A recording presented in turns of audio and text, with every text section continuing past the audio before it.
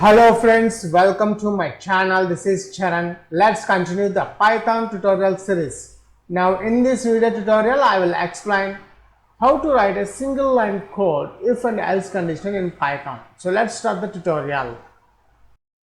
If you are a first time visitor to my channel, please subscribe to get the latest updates. For this video tutorial I am using Visual Studio Code. First let's open the Python tutorials, our folder. And Python tutorials folder is added to the VS Explorer. Let me expand this folder. Now in this folder I will create one new Python file called single line if condition.py, and here we got the newly created Python file is open.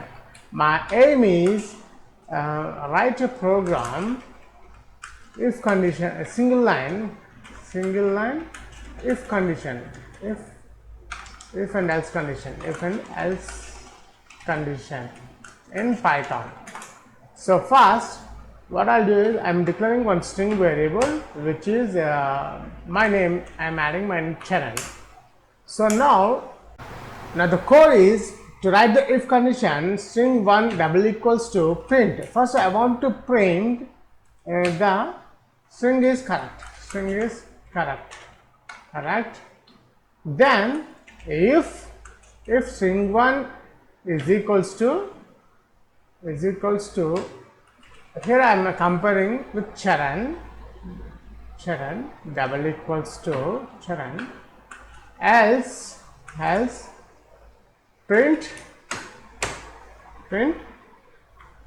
string is wrong. That's it, we have done the complete coding part.